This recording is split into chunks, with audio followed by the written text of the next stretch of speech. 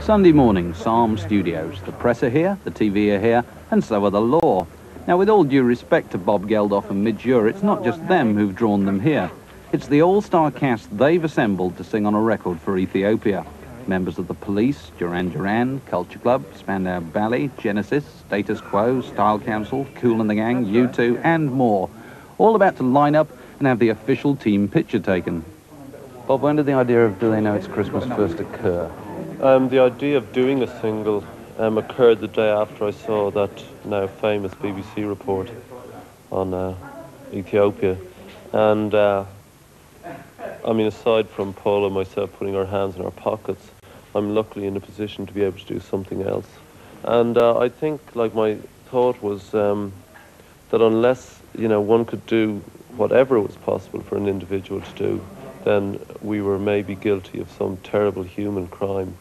And by that I mean that we would all participate in the fact that the grain silos of Europe and the Midwest of America are bursting with food, and that they should be released and opened immediately. I mean, literally immediately. There's no moral, political or logical ground on which you can argue that.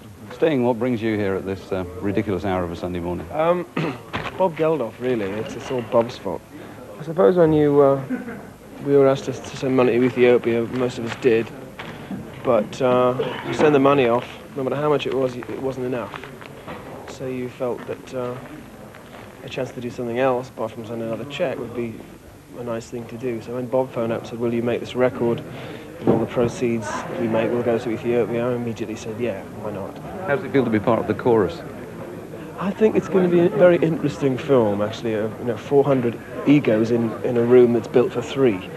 I think it'll be very funny. I think it's a good idea, organising it. It's been a great idea from Bob and Midge. And I think, and obviously, like the causes, the money that's where it's going to, and it's a great idea as well. Trevor Horn and Jill Sinclair, you're the people who own and run this place, Psalm Studios. How does it feel to have just about every pop star in the world trampling all over it on a Sunday morning? Nerve-wracking, rather anxious. Well, I'm very concerned about all these people being in our studio, because, these pop people, they don't wash and they take drugs and things. I only hope they leave the place tidy. The thing that always worries me about these sort of things is how much actually gets skimmed off the top. I just hope the full amount actually gets through.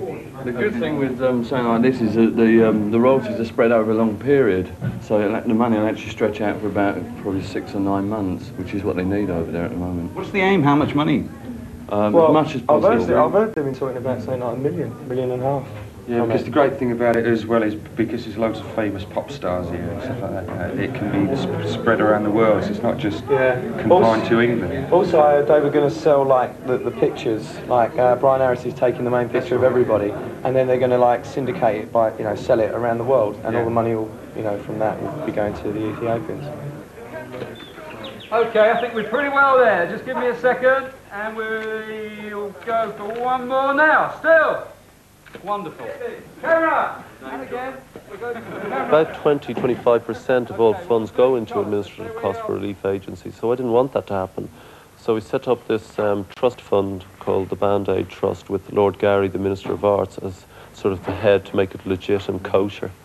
And all the monies will be directly paid in there through no other conduits or other things. We'll just go straight in there.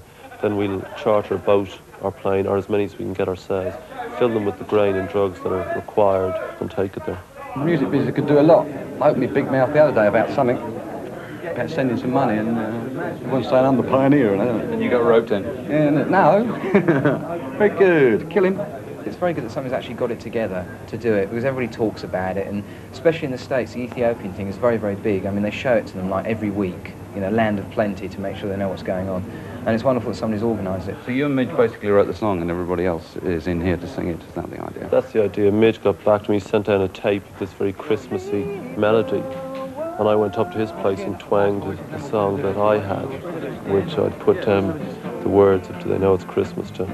And we joined them up together up in his house.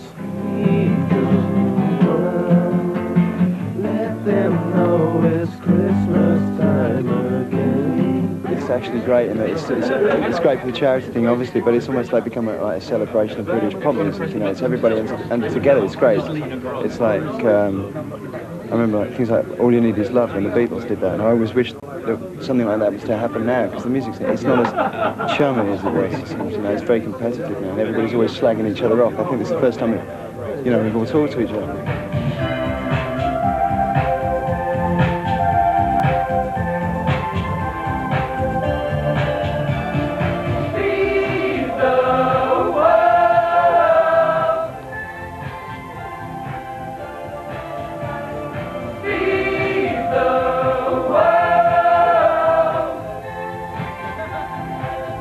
I just thought it was a nice gesture, and it's a nice way of everyone getting together over something that's worthwhile. You know. Bob Geldof's up to go to fantastic trouble to get this together. It's quite something, isn't it? Yeah, I'm really impressed actually, the amount of time he's taken to do it. You know, this is what I'm capable of doing, so I did it.